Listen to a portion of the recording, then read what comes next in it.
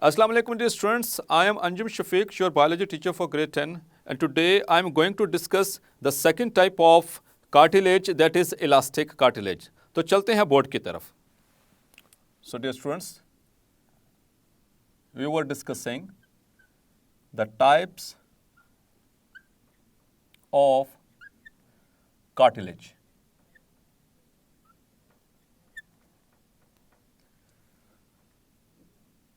Previous lecture में हमने उसमें फर्स्ट टाइप जो इसको डिस्कस किया था, that was हेलाइन cartilage.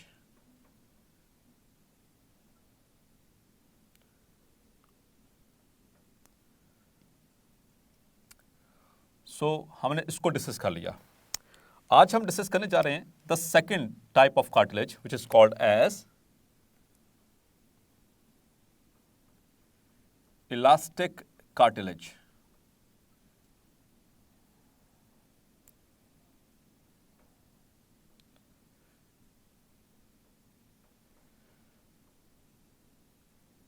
Yes students, तो इलास्टिक नाम से कुछ ज़हन में आया.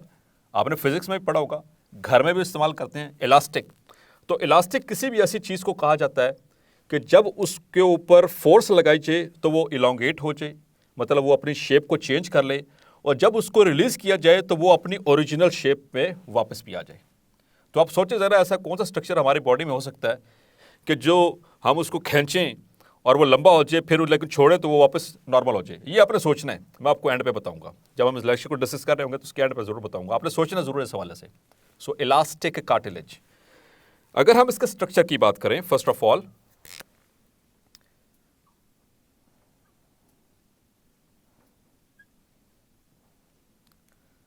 so it is almost similar to the hyaline cartilage. Its structure is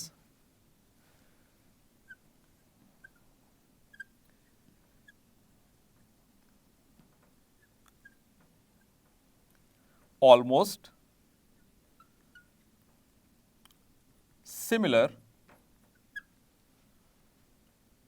to hyaline cartilage. लेकिन थोड़ा सा फर्क है. इसके अंदर एक एडिशनल चीज़ है. वो क्या हो सकती है, ज़रा सोचें, गेस करें.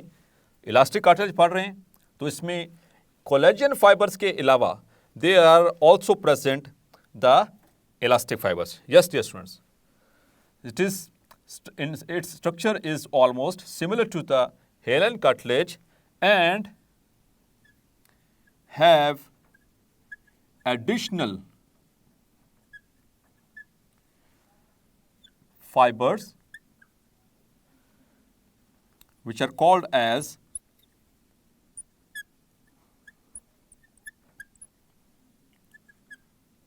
the elastic fibers.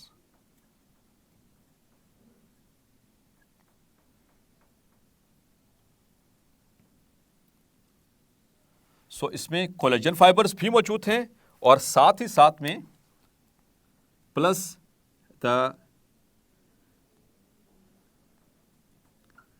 Collagen fibres. और इसके अलावा इसमें क्या होगा dear students? So definitely there are chondrocytes and lacuna, तो ये वहां पर मौजूद है. तो ये सारी चीजें मिलकर बनाती हैं the matrix of elastic cartilage. So this is the matrix of elastic cartilage. तो इसमें अल्लाह ताला ने एक एडिशनल चीज दे दी. वो चीज क्या है? That is the elastic fibres. तो इलास्टिक फाइबर्स, फाइबर मतलब कि रेशे, धागे, तो इनकी वजह से जिस भी स्ट्रक्चर के अंदर ये मौजूद होंगे, उस स्ट्रक्चर के अंदर ये एबिलिटी होगी कि वो अपनी नॉर्मल शेप को रीगेन कर सके. मतलब जब आप उस पर फोर्स लगाएं तो अपनी शेप चेंज कर ले, और जब उसको छोड़ा जाए, जब उसको रिलीज किया जाए तो वो अपनी ओरिजिनल शेप में वापस आ जाए. Yes my dear students, so that is called as the elastic cartilage. अब आप बात करते हैं कि ये कहाँ कहाँ पर मौजूद है. Its location.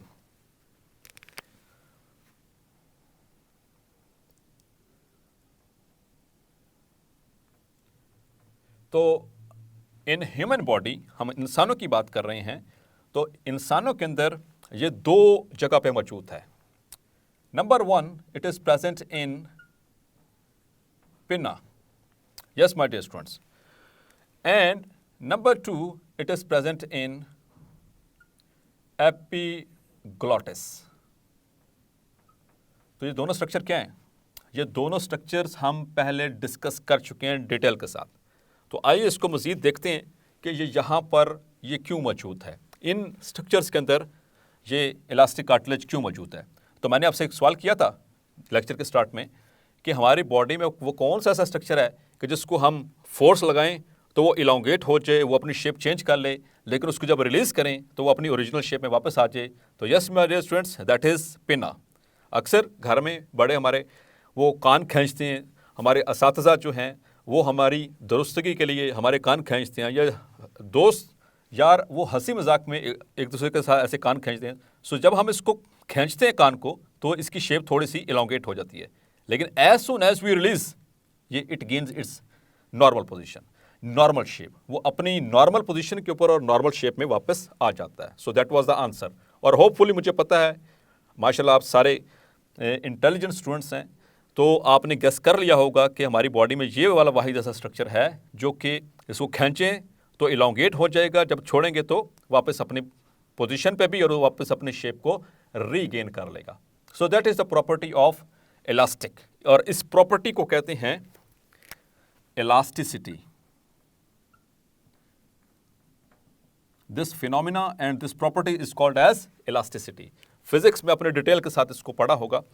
सो डियर स्टूडेंट्स, पिना, तो पिना कहां पर मौजूद है? It is the part of external ear. Yes dear students, हमने पिछले चंद लेक्चर्स में प्रीवियस चैप्टर के अंदर हमने रिसेप्टर्स के टॉपिक में इसको डिटेल से डिस्कस किया था, ईयर को, ईयर के स्ट्रक्चर को, और वहां पर हमने बात की कि जो ईयर है इसके 3 पार्ट्स होते हैं, the external ear, middle ear and internal ear. So dear students, हमारा जो टॉपिक है वो एक्सटर्नल ईयर से रेलेवेंट है। तो याद करें ज़रा कि एक्सटर्नल ईयर के आगे क्या कंपोजिशन थी। सो एक्सटर्नल ईयर की it is further composed of pinna, then there was auditory canal and then there was tympanic membrane. Yes dear students, और इन तीनों पार्ट्स में हमारा जो टॉपिक है वो किससे कंसर्न्ड है? We are concerned with this part, the pinna, यानी कि ये जो हमारा एक्सटर्नल ईयर का वो वाला हिस्सा जो कि साउंड वेव्स को डायरेक्ट करता है। यस डियर स्टूडेंट्स, तो एक तो यहाँ पर मौजूद है, तो इसी के अंदर क्यों मौजूद है पिना जो है, पिना के अंदर ये इलास्टिक कार्टिलेज क्यों मौजूद है? तो एक तो आप लोगों की दुरुस्तगी के लिए, जब आप कोई शरारत करें या कोई इस तरह का काम करें कि जहाँ पर इसके खींचने की ज़रूरत पड़े और आपको सबक सिखाना हो, या फिर जब ये बेसिकली इट इज़ फ्लेक्सिबल, क्योंकि जब साउंड वेव्स टकराती हैं so it directs the sound waves towards the inside, और ये चूँकि हेड के बाहर है, ये हेड के बाहर है, हेड के अंदर नहीं है, तो इस वजह से इसको थोड़ा सा फ्लेक्सिबल रखा गया। स्टूडेंट्स, यहाँ पर एक और इंटरेस्टिंग बात बताता चलो कि हम जितने भी एनिमल्स हैं, ऑल द एनिमल्स, क्योंकि year is present in the animals, तो एनिमल्स में कौन से ऐसे एनिमल्स हैं जिनका पिना होता है और कौन से ऐसे एनिमल्स जिनका पिना नहीं होता? आप चलो इसको दूसरे लफ्ज़ों में आपसे पूछता हूँ कि कौन से ऐसे एनिमल्स हैं जिसका कान होता है और जिसके कान अंदर होते हैं, जिसके कान बाहर होते हैं और जिसके कान अंदर होते हैं? तो डियर स्टूडेंट्स, याद रखिएगा, जो मैमल्स होते हैं, मैमल्स, हम एनिमल्स को बेसिकली 2 कैटेगरीज में डिवाइड करते हैं। एक होते हैं वर्टिब्रेट्स और दूसरे होते हैं इनवर्टिब्रेट्स। तो इनवर्टिब्रेट्स उन्हें कहते हैं जिनके अंदर रीढ़ की हड्डी होती नहीं है। तो उनके अंदर ये वाले जो, चूंकि वो लोअर एनिमल्स हैं, उनके अंदर ये वाले जो मैकेनिज्म्स हैं, ये वाला जो बायोलॉजिकल ऑर्गेनाइजेशन का जो लेवल है वो सही तरह से डेवलप्ड नहीं होता। जबकि जो वर्टिब्रेट एनिमल्स हैं, वर्टिब्रेट किन्हें कहते हैं? ऐसे एनिमल्स जिनके अंदर मौजूद है वर्टिब्रल कॉलम यानी कि बैकबोन, जिनके अंदर रीढ़ की हड्डी होती है, उन्हें कहा जाता है वर्टिब्रेट्स। और वर्टिब्रेट्स को डियर स्टूडेंट्स हम आगे दो सुपर क्लासेस में डिवाइड करते हैं। एक है सुपर क्लास पाइसिस और दूसरा है सुपर क्लास टेट्रापोडा। पाइसिस में आती हैं मछलियां और टेट्रापोडा में 4 लिम्ब्स रखने वाले जानवर, ये वर्टिब्रेट एनिमल्स हैं।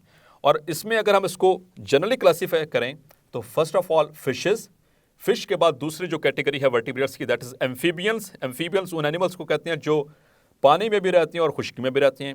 तीसरी कैटेगरी इसमें आती है that is of the reptiles, जो रेंग कर चलने वाले हैं, अपने पेट के बल या रेंग कर चलने वाले। चौथी कैटेगरी इसमें है बर्ड्स, परिंदे, जितने भी परिंदे हैं। और पांचवी कैटेगरी है मैमल्स।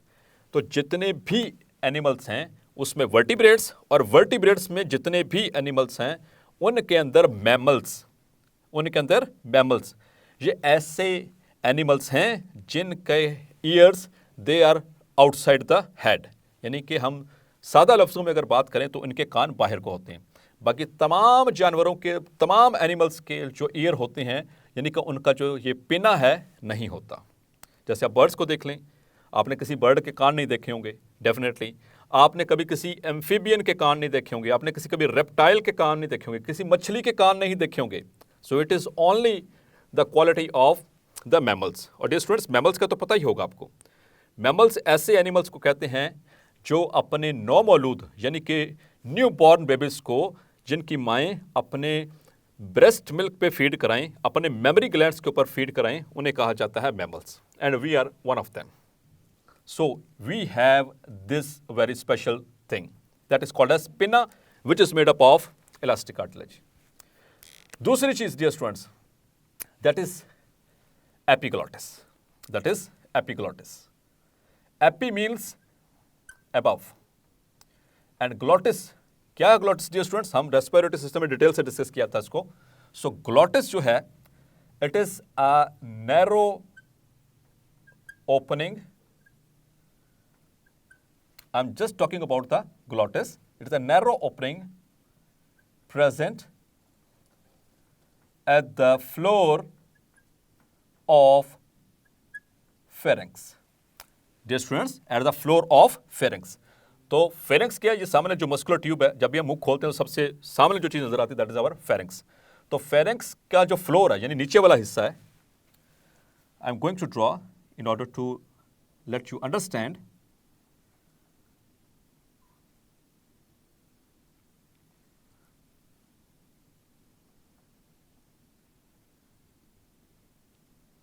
तो इस डायग्राम से तो आप वाकिफ होंगे डेफिनेटली.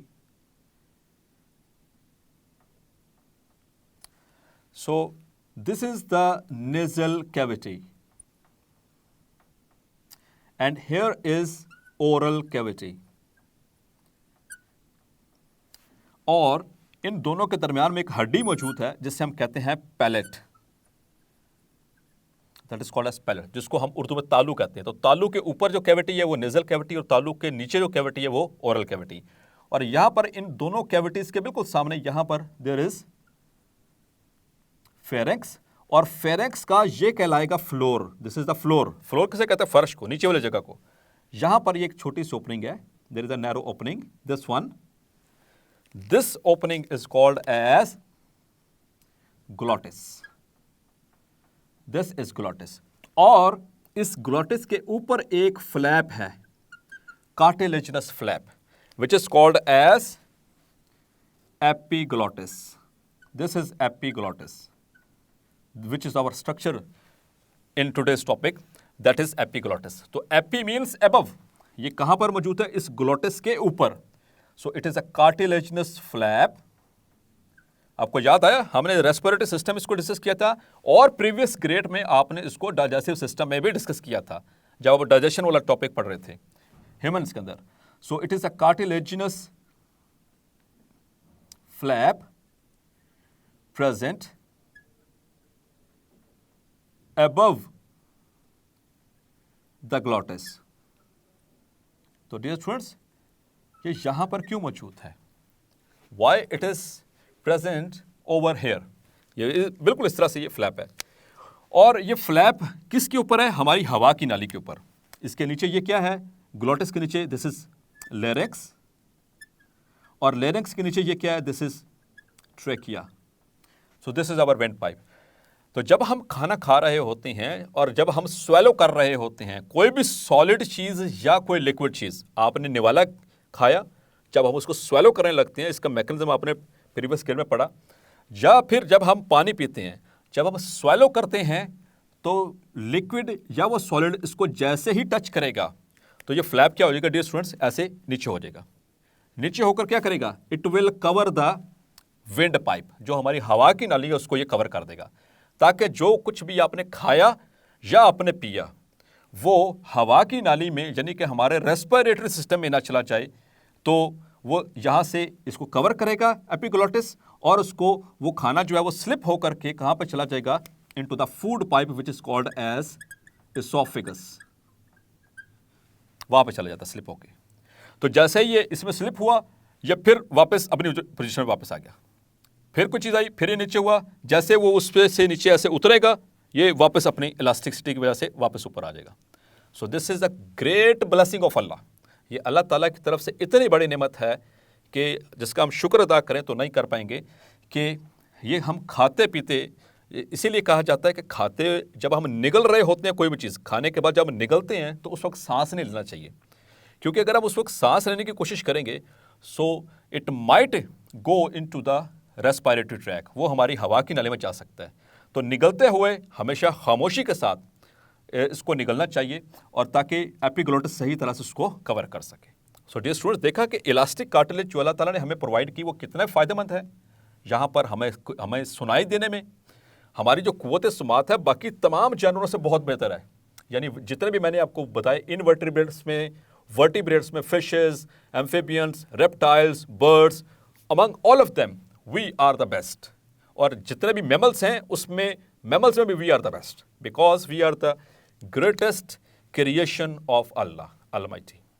सो डियर स्टूडेंट्स, आपने देखा कि इलास्टिक कार्टिलेज किस तरह से हमें हेल्प करती है, ये कान खींचने के भी काम आती है।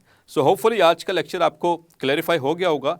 मिलते हैं नेक्स्ट लेक्चर में और डिस्कस करेंगे तीसरी टाइप कार्टिलेज की। अंटिल देन अपना ख्याल रखिएगा। अल्लाह हाफिज़।